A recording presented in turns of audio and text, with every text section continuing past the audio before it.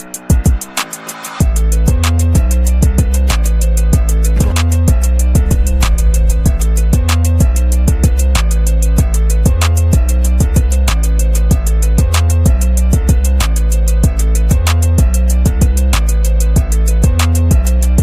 welcome to another exciting episode of the Andre The Beast Crayton Show. And yeah, I'm smiling like crazy. And the reason for this is simple. You never know who's going to come on this show. I'm really excited because, first of all, I love my city, Indianapolis, Indiana. Love it here. But I also love our leaders and past informal leaders. But it's funny when one of the former leaders, you actually run into one of their children and to see what their children are now doing. So today on the show, I am like, look, this just happened just a second ago when I found out who this individual was, this young lady, who she is. I met both of her mom and her dad when my daughter was about 5 years old. Um, Met her mom first, and she recognized me, which I had no idea who she was until she introduced her husband. And make a long story short, it's amazing to be a part of generational knowledge.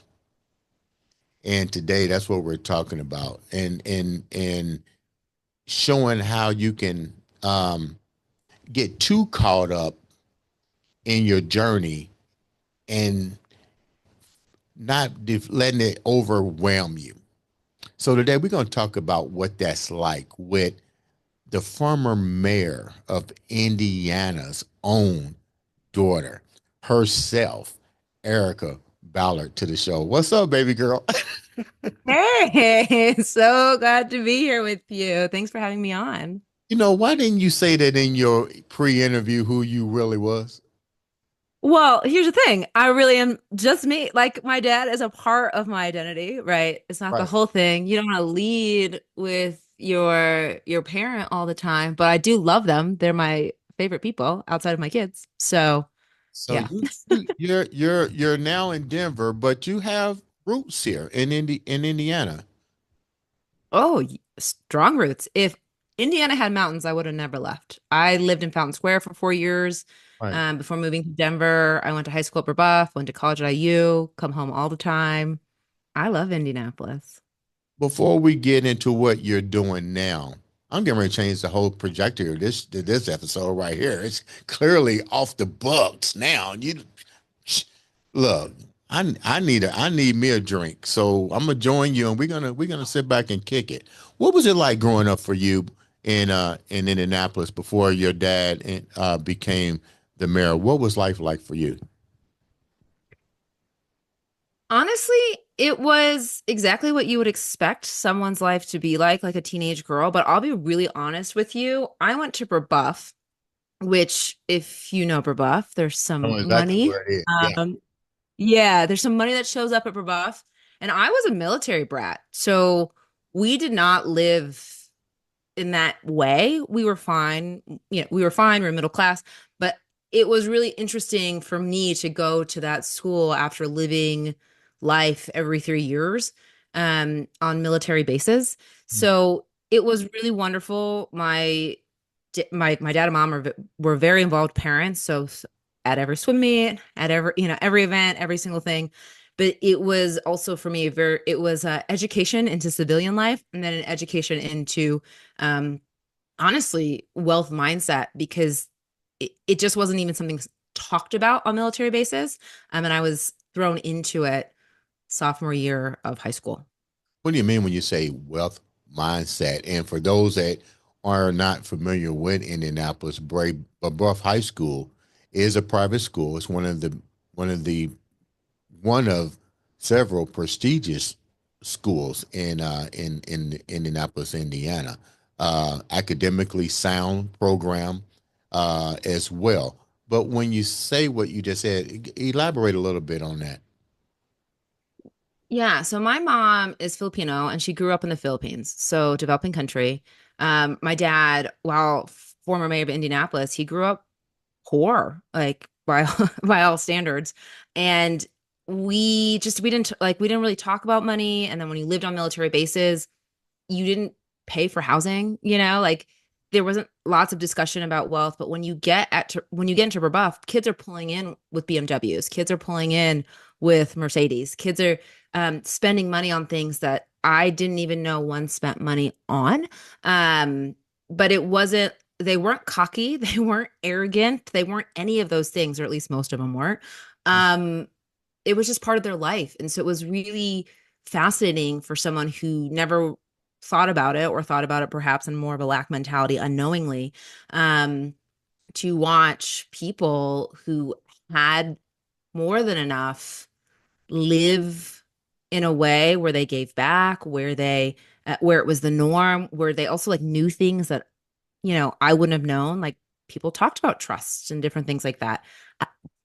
What? Like I didn't know that type of stuff growing up, middle class. So it was a really interesting, like I said, it was like a really interesting education into like how I thought about myself and money.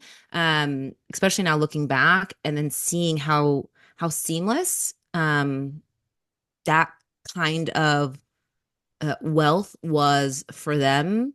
And then to watch how easy it was for them to transition. I understand privilege, I understand all of those things, but also there was a mindset that went with it, that I got to learn in real time. Your mom is Filipino. I met your mom briefly.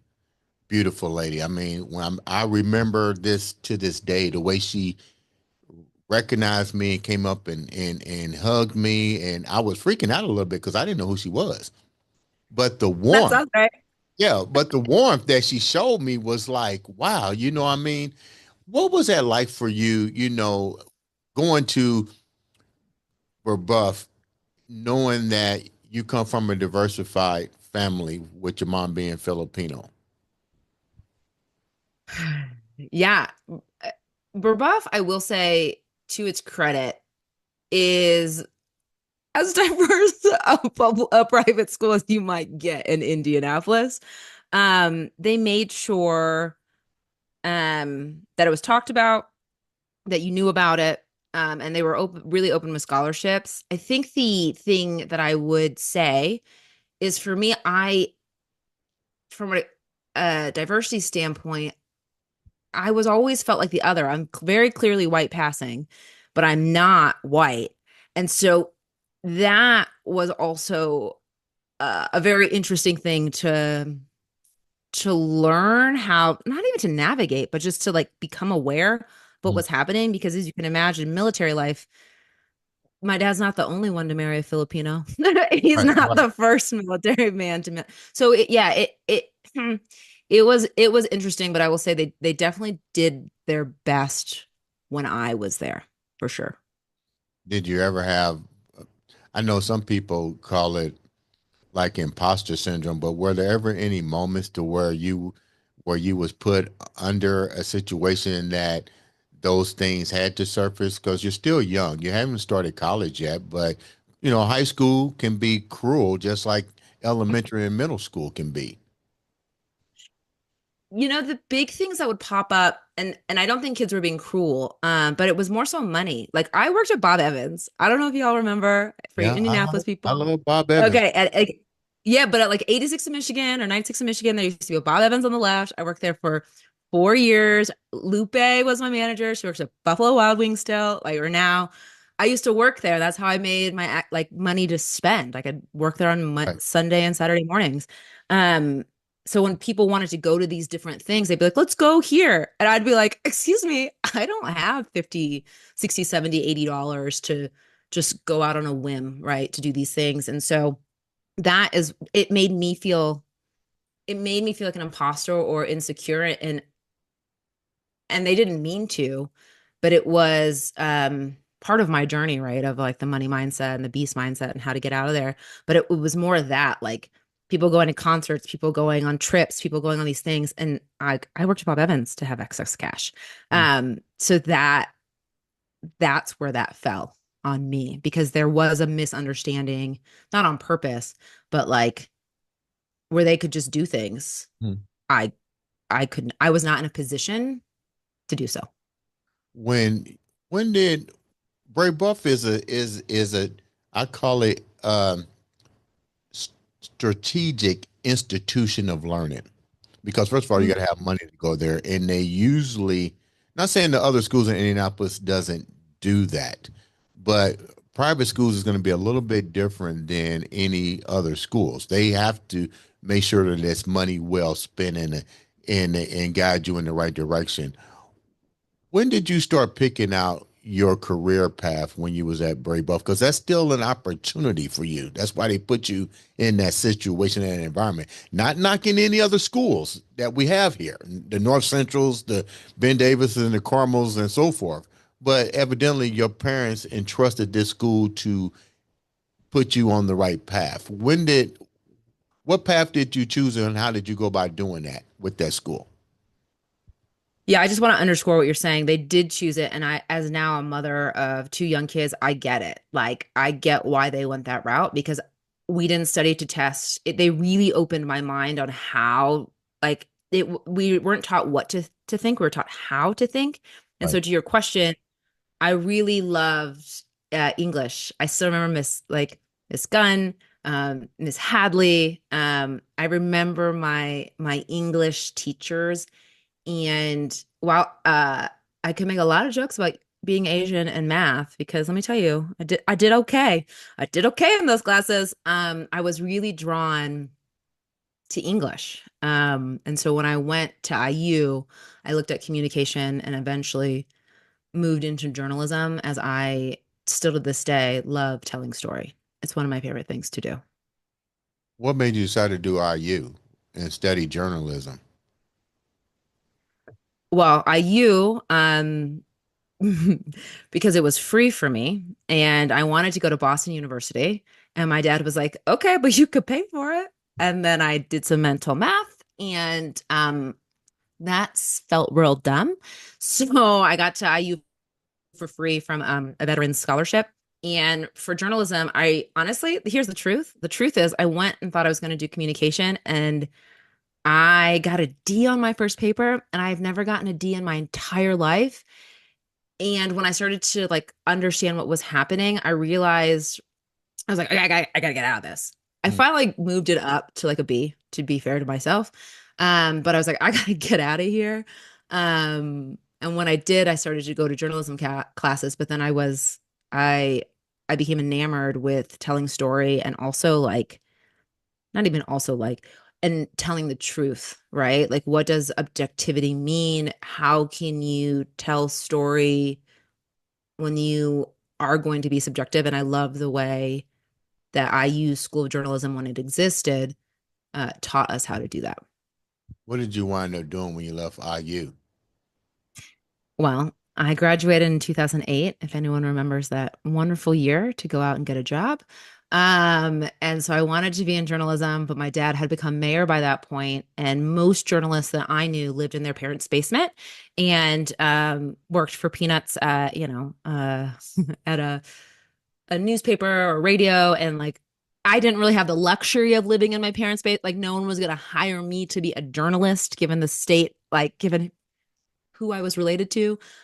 So I ended up going into PR, public relations, because I had a really great, I actually went to this really amazing class and saw the power of PR from someone who did a lot of work within HIV AIDS. And I ended up in the State Department working in global HIV AIDS in the public affairs office and did that for a long time before moving into more health and more health related areas, specifically health, not just publicizing health issues. You and your dad are pretty close, I take it, correct?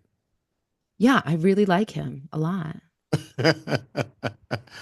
When he decided to take the challenge to run for mayor, what was that first moment like for you guys? Like, how did that even unfold?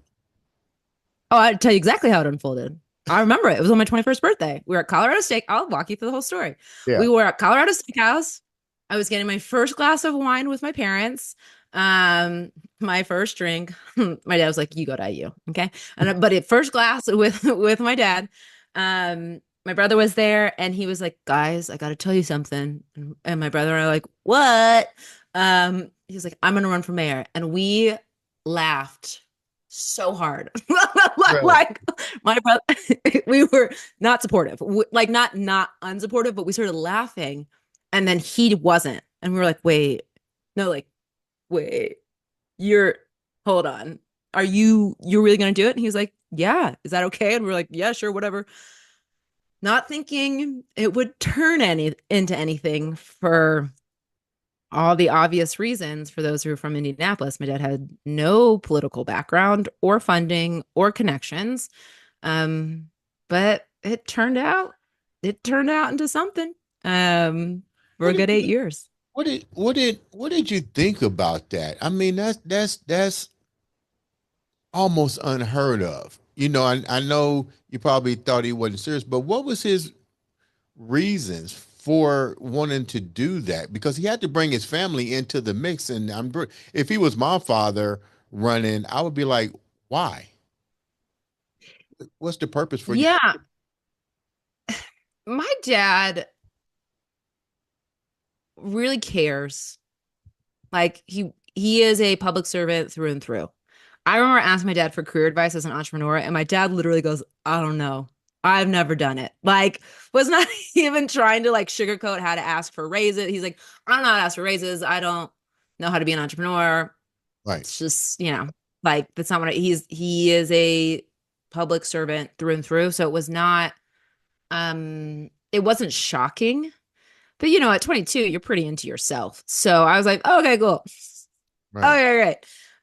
Looking back, I can now see how wild um that endeavor was. And when I read back about it, because he's putting out a book with IU Press, so we read it.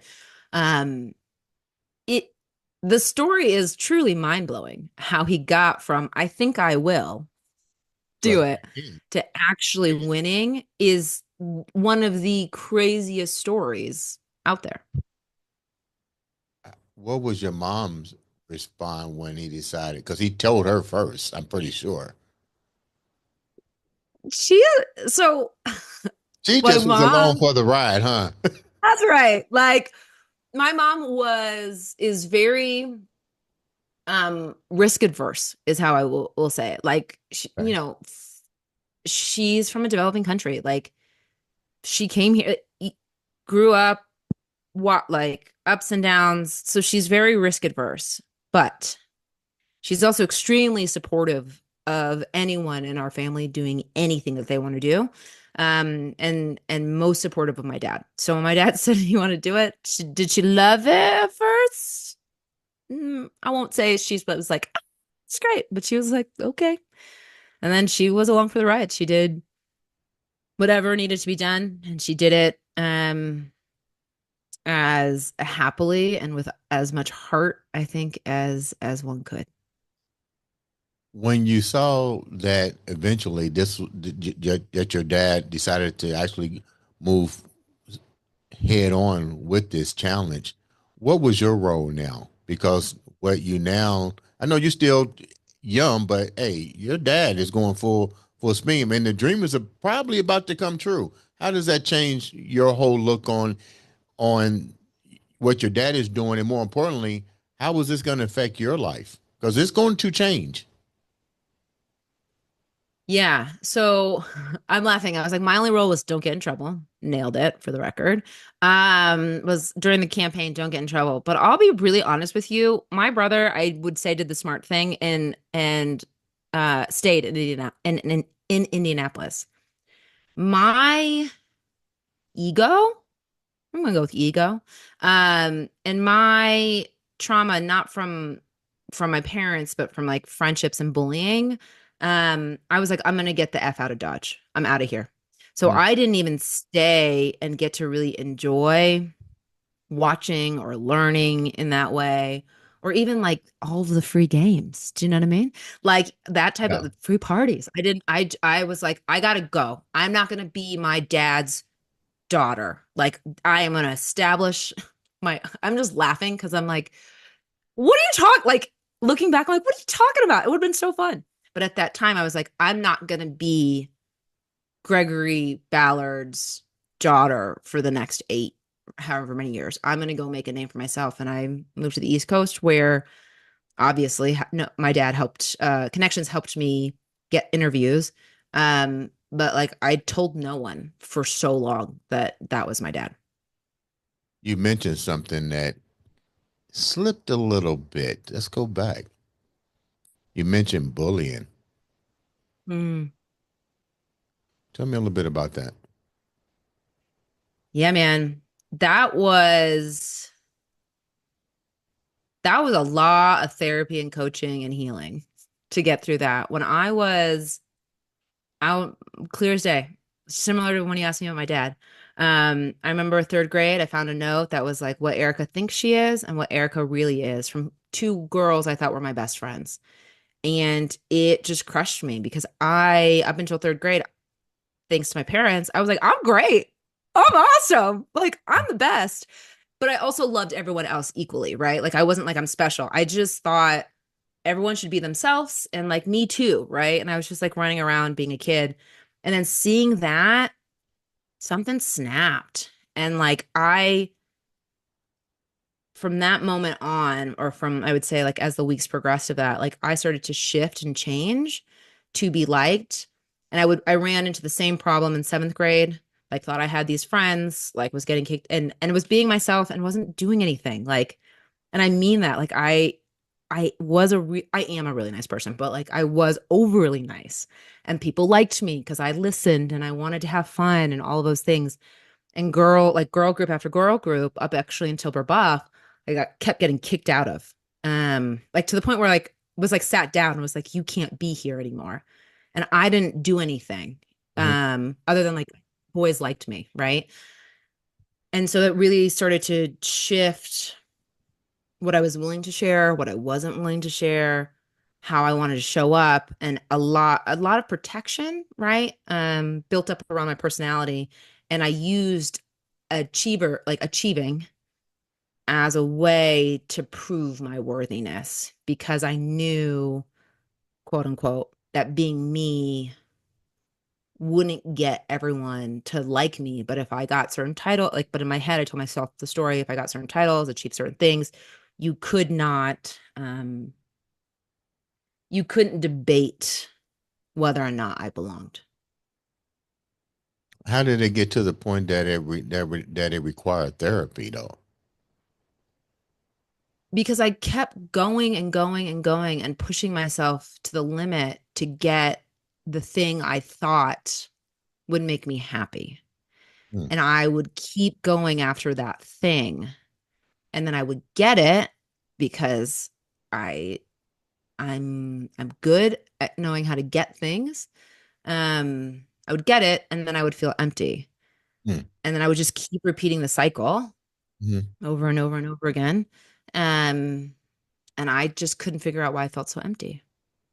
How long did it take to get out of that spiral effect that you was dealing with? Yeah, I would say around 30, I was like, I can't do this anymore. So I'm Well, 38 now.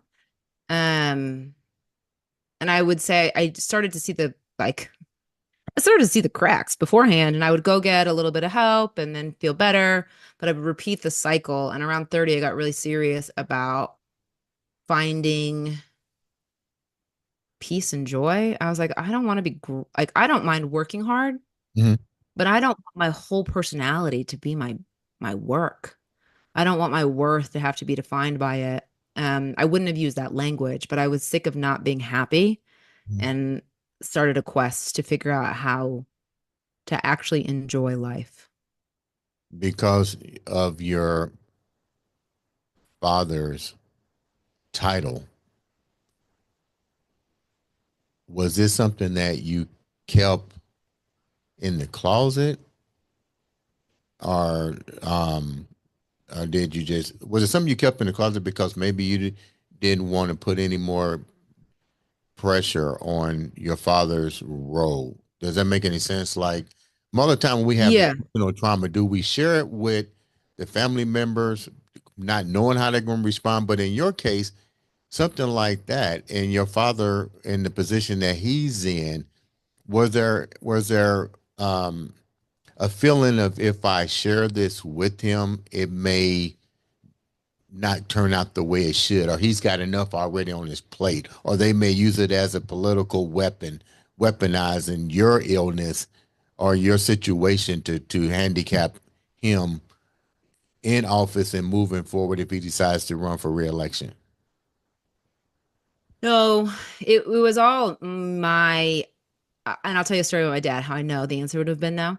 But it was all my stuff. Like today, to this day, I know that dropping optics is like it's part of my prayers every morning. Like, let me loosen my grip on optics.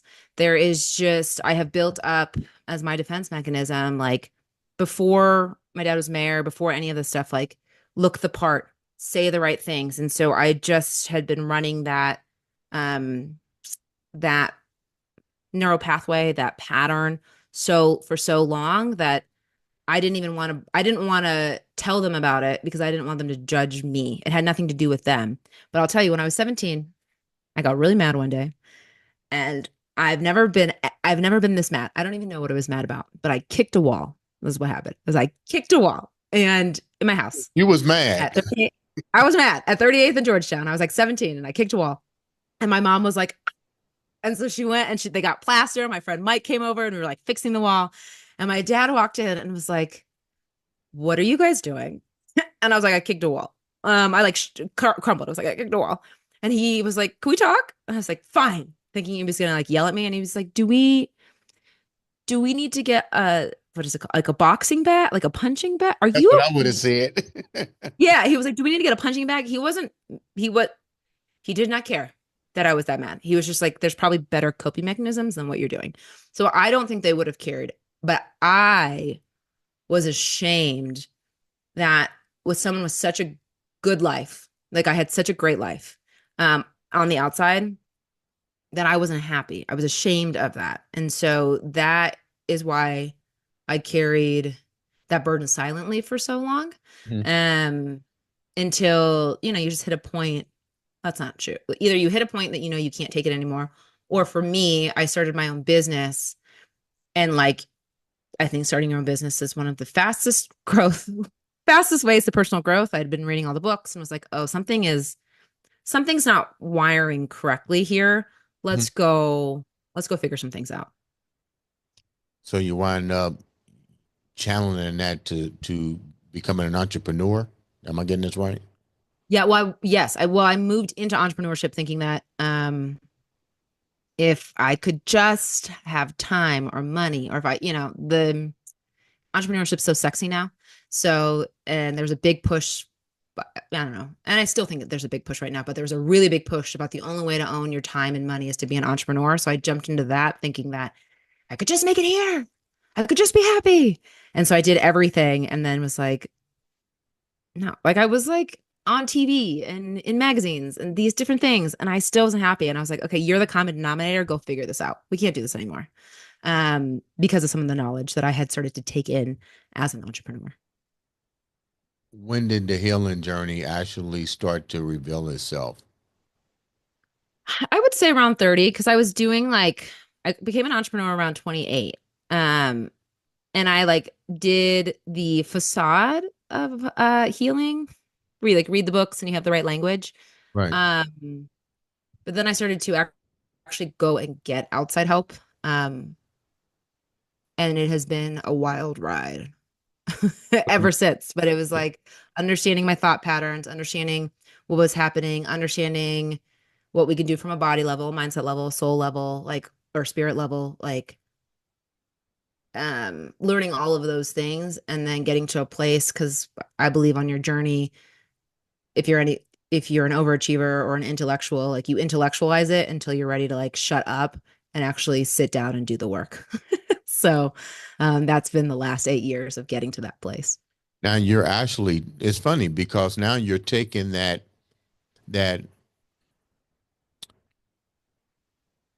let's call it what it is. You took that pain and now you re-engineered it is what you've done.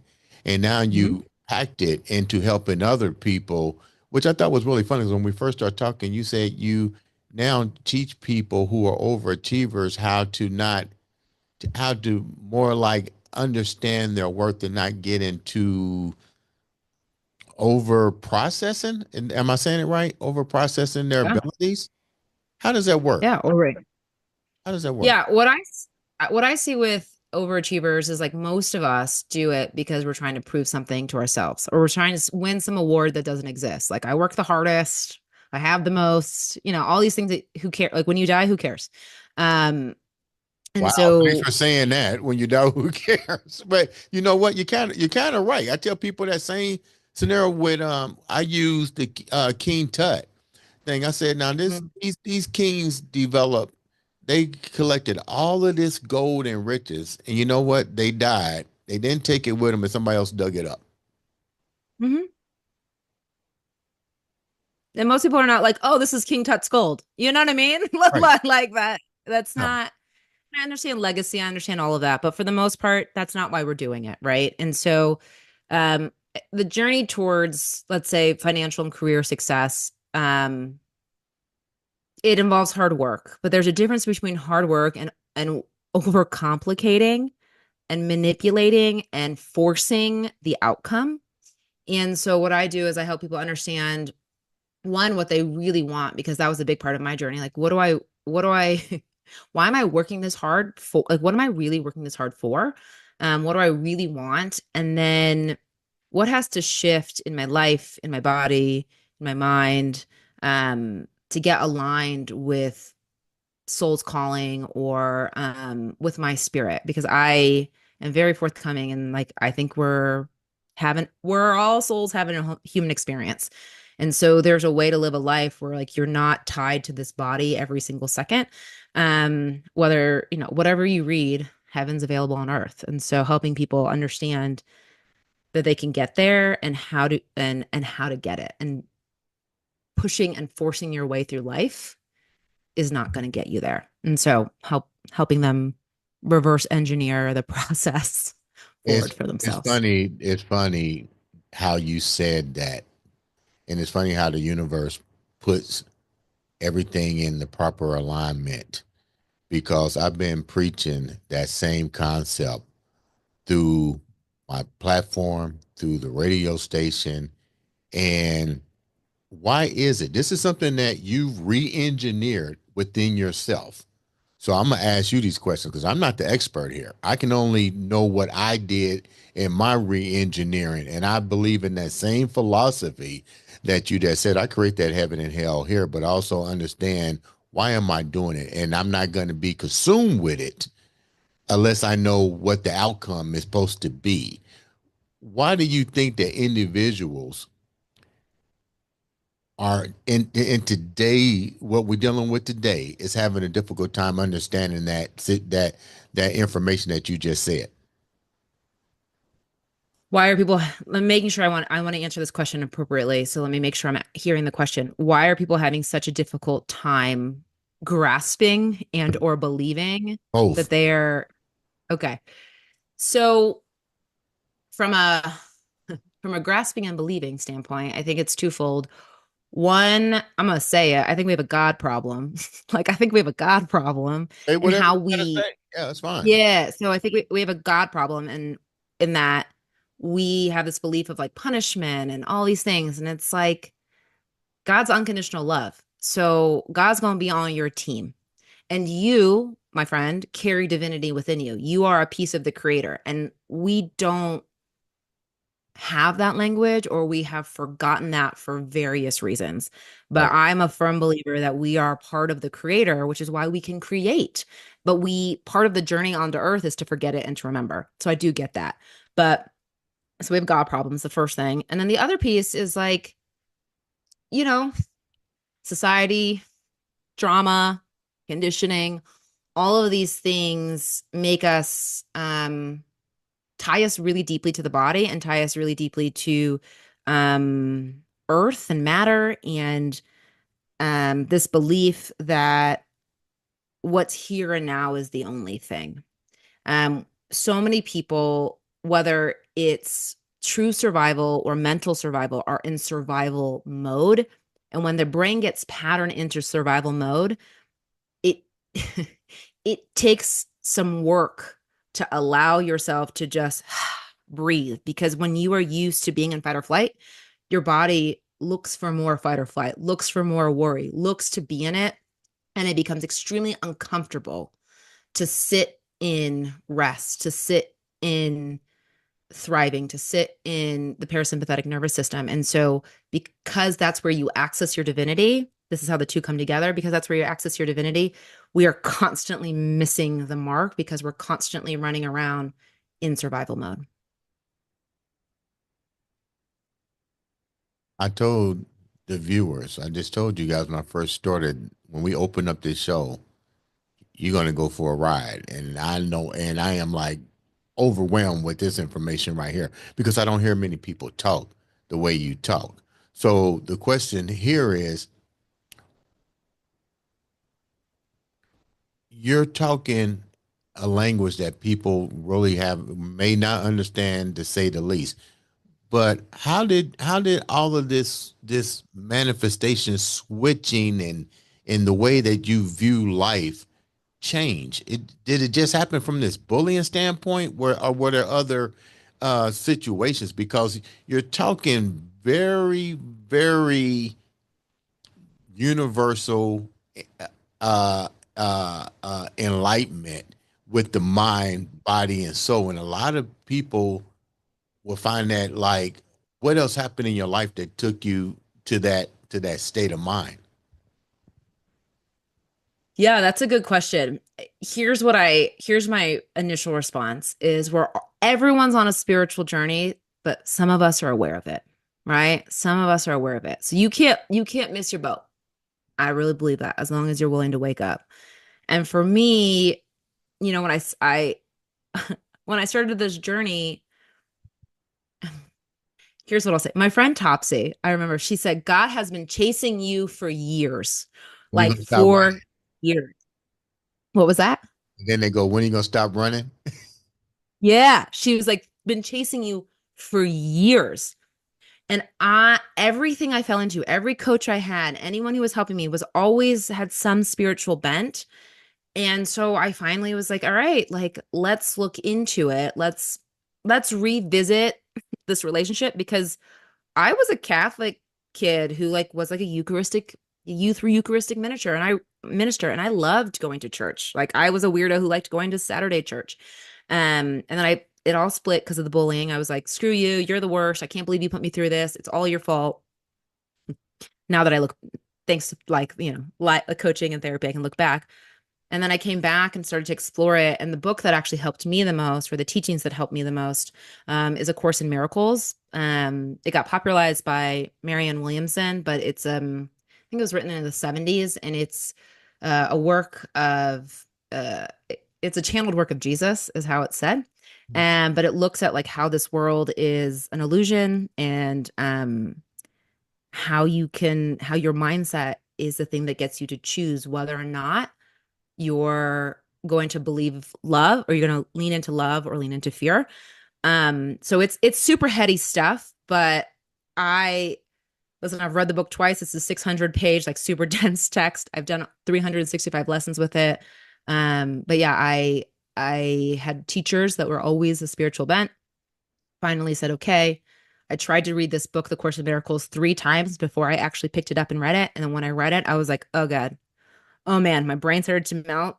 And I was like, well, I'm already here. Just buckle up. Like buckle up and put on your life vest and let's go. And so that's what I've done. Did you share this enjoyment with your family, your mom, your dad, your Not husband? not until recently. The funny part is like they knew. Like, you know, I thought I was hiding it. I was like, they don't know that I'm this weird. And they're like, yeah, like you like read a book every morning and like sage, and you're wearing, crystals and crosses and all this stuff. So I thought I was hiding it. I thought I was hiding it. Right. Um, but I wasn't. But yeah, my husband's now well versed. My mom, is like, I like you more. This is fine. So now we talk about it. And yeah, I'm sure my dad doesn't miss it, but we talk about um life and death and all those things. And I have very specific views, I would say, on it. Your company is designed to help people um, learn to relax and re-engineer Mhm. their way of thinking and their approach. What are three of the biggest factors that you've run into with helping individuals with what you do? What are the three, when you say factors, what do you mean from like a business standpoint or the things Yeah, that get in their way? Okay, both. business standpoint. Oh, both. Okay. For them, for people, getting them to slow down, like to actually like shut up and sit down is a really, it's a Mm, really challenging thing. The other piece is to like let them dream again. So like let them have their wildest fantasy, let them actually go back to what they really enjoy. Because a lot of the work is like unlearning what you think you need to be happy and then like learning how to be happy. And when I say shut up and sit down, I mean meditating, getting quiet. And the other piece, honestly, is like revisiting their relationship with God, source, spirit, whatever. I don't care what you call it. Just get there. Is redefining that and reworking it because I do believe, and it sounds like you have some of these thoughts too. There's universal laws. There's way things work. Let's just f around and find out. Like let's f around and find out. Like, come on, let's have some fun with it. And when you finally like let go, you can do that with the universe, and then ultimately God's or spirit, because I believe that they're different. And then from a business perspective, I'll tell you the biggest piece. There's like three, but I'll tell you the biggest piece. Is I know what I do, and I actually know I'm very good at what I do. But I got in my own way from a messaging standpoint. I was like, I got to be different. I gotta be so different. And it's like, no, give people, like, teach people what they need right now, and say it in a way that people understand. And so for me, I'm finally putting out content that is extreme, like regularly, and is extremely usable. But I got in my own way from like thinking I had to be so different versus like recognizing that my methods are different and I can communicate it in a way that people like. So that's the first piece that came up. But the really big piece is just mindset. Like I had to accept that this is what I want to do and that I'm really good at it and that I'm allowed to say that. Um, so I have really worked on that piece and then also letting go of like looking looking perfect. I don't have my shit together fully. I have a lot of shit together. I believe I can handle the world and all of the things that are happening and being a mom and all of it really well. And I have a lot of grace for myself. Um, but sometimes I just want them to go to bed. Sometimes I just want things to go my way and I get mad, but I don't have to, and that's okay. And there's no need to hide it. It actually gives other people permission to remember that like they can screw up, quote unquote, and come back. You know what I mean? mm. When with your posts on social medias, which ones are people really resonating to that you're finding people are really gravitating to what you're saying? Give me three of them if you can remember. Yeah. So what's really funny is I used to hide this, but they're some of my most popular posts, particularly on TikTok, is I do channel like I meditate. I believe everyone can connect with the God within, no need for it. And so I'll just like get messages.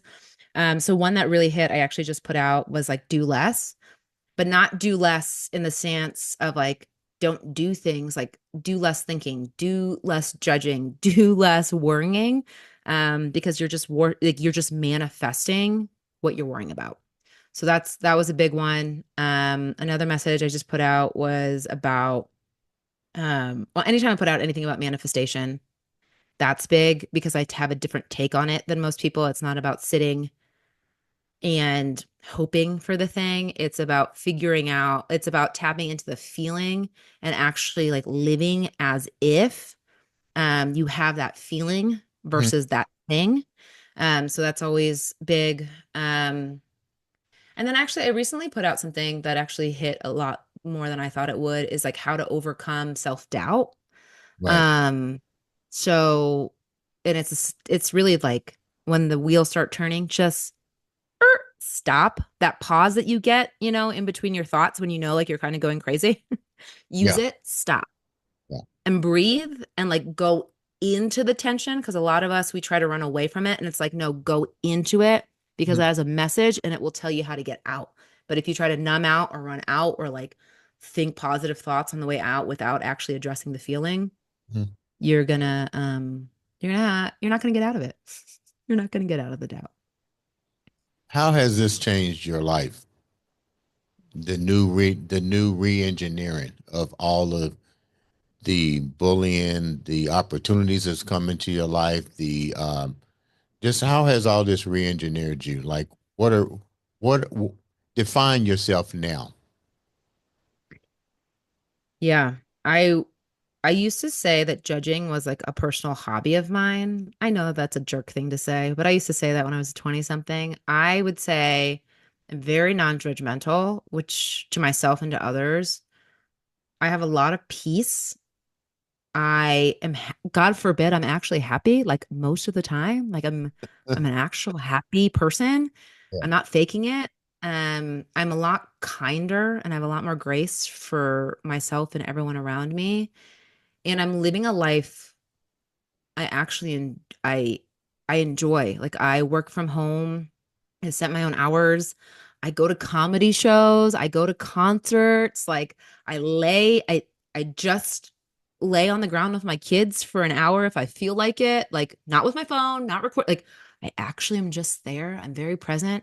Um, and that feels really wonderful because I wrote this on somewhere on my website recently. It was like I was like an overworked self-help junkie, and to now just like honestly like surrender to a lot of what my day is, and to have set up a day and a life that lets me that if you would have told me that this is what would have made me happy 10 years ago, I would have said no, Right. but it is so great to be here. Your mom and dad are on their way to Denver and stuff. They've been a great support system for you as well as your brother. Knowing your involvement, your not your involvement, but your enlightenment of yourself, the new creation that you discovered within yourself. What do you, what did they bring to you? What did they bring to all of this? Because you have to put all this data into recovery to Hmm. so when you look at the data or the ingredients that these three individuals as well as your friends have put into this journey, how does that make you feel? Like what did they bring into to this new reincarnation? I'm a big belief that your world reflects your inner, like what's happening inside. Hmm. And I have been, particularly with my family, I've been really fortunate to watch and to be part of conversations I never thought I would have with them. Like them coming to me being like, I think you're acting this way and we don't like it. And I love that. Like I didn't like it at the time, but looking back on it, it has been a really important part of the journey of like how to um love one another unconditionally. So lots of great conversations because I was able to move my walls down. Right. Um, and then just lots of support. Like someone recently said, I never had a safety net. And I'm like, I only know life with a safety net because of my parents. Right. And I get not everyone gets that. And I know I'm very privileged in that standpoint, but it's not lost on me. Like I could have a problem and my parents would be like, all right, come home. Great. What do you need? Like, so and now I can accept that and not feel bad about it or like it's weak. So yeah, it's been wonderful because the people now in my life have a lot of the same grace and kindness and love. And I'm in a place now where I can accept it. And I think that's such a beautiful thing. Before we wrap up, what do you do with how do you address, and this has to do with your business. So that's from a business standpoint. How do you deal with the individuals that unfortunately don't have that safety net? How do you help them to build a safety net? You just said you have that. You don't know what it would be like, but what about those individuals that come to you as it relates to your business that definitely need that, or how do they create that safety net within themselves? Yeah, I think what's really important is I didn't know I had that safety net. And honestly, I didn't have it forever. Like, right, my dad becoming mayor and then jobs that follow after it Mhm. allowed in my later years to have that safety net. But at the so I do, because of that, I do have some understanding. And what I would say, here's what I'm going to say. Like, I used to try to like dance around it, but I believe God's got all of us. I do. And I think when you understand that your power, that your success is favored, is the language I'll use, is favored. And you realize that, like, and you can get yourself into a mindset that, like, really believes that, Mhm. that you are taken care of, what you want and how you create it, like, it becomes limitless because Mm. miracles start to truly unfold. And I've watched it happen time and time again. People, and myself included, I've been in places and spaces where like I didn't have the money. My dad didn't have the safety net that was there, and like things present itself, and it's the same with others. I think we get so wrapped up in like money is the only way in which I can generate the Yeah, things that I want. But I'll tell you what, when you really understand how the universe works and you really understand that God like wants you to succeed yeah. and you step in that fully, It this puts, path opens up that yeah, starts to blow your mind. yeah, yeah. Things begin to, miracles begin to happen every day, Mm-hmm. plain and simple. Before we wrap up, Plain. tell the viewers a little bit about your business and what you do and how it can impact their Mhm. lives and how they can reach out to be a part of your entrepreneurship. Yeah, so you can find me. I'm everywhere. I'm on LinkedIn, TikTok, Instagram. My podcast launched on December 17th, so we'll be there too. The Erica Ballard Show, super, easy to find. Um, and business wise, I help people. What I say is I help people align with their souls. So it's like let's enough with the abundance meditations, enough with trying to manifest everything. Like let's actually get you embodying like the wealth, the joy, the things that you want by getting your mind, body, and soul and spirit where it needs to be. So that looks like one-off, like one-on-one calls, or we can do coaching. And then I've also gotten into sound healing, which is just a wild ride. If you would have told me again any of this stuff. Like I wanted to be a CEO in a pantsuit, like running, you Yeah, know, Anthem or a hospital back in the day. Now I'm like, hey, you wanna work on your brain and like yeah. think about things and meditate. But yeah, that I help people actually. A lot of the people I help, I will say, is like if you're an overachiever who's feeling stuck and have done everything to get unstuck and your bag of tricks isn't working, that's when you reach out to me. Deep. So before we wind up, you got a new podcast getting ready to come out.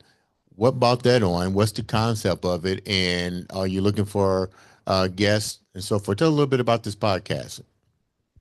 Yeah. So one of my gifts is I can explain really complicated things in a way that people understand.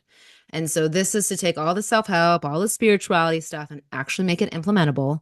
Like what does it mean to let go? What does it mean to surrender? What does it mean to let go and let God? Like what is that? So we break that all down because I wanted someone to be like, and here's what that means in human language.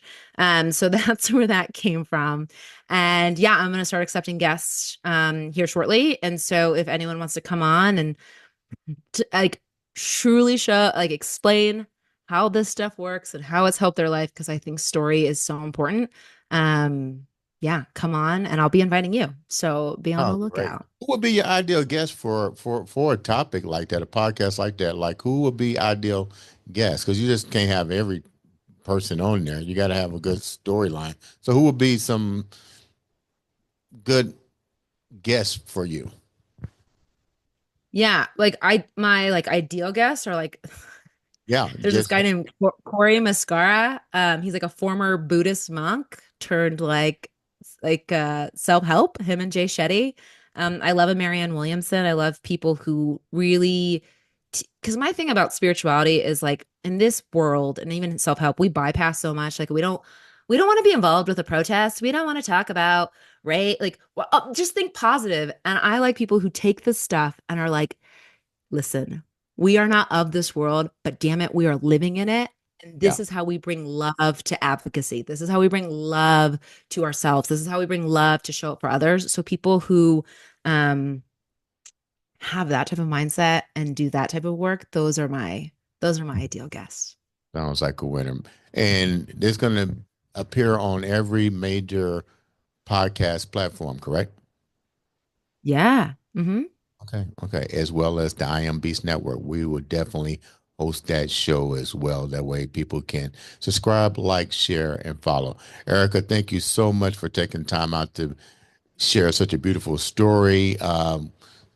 Clearly, my support goes out to you. Say hi to your mom and your dad. Hopefully, we can have both of those individuals sitting in these chairs ASAP. Ladies and gentlemen, this has been another exciting episode of the Andre the Beast Crayton Show.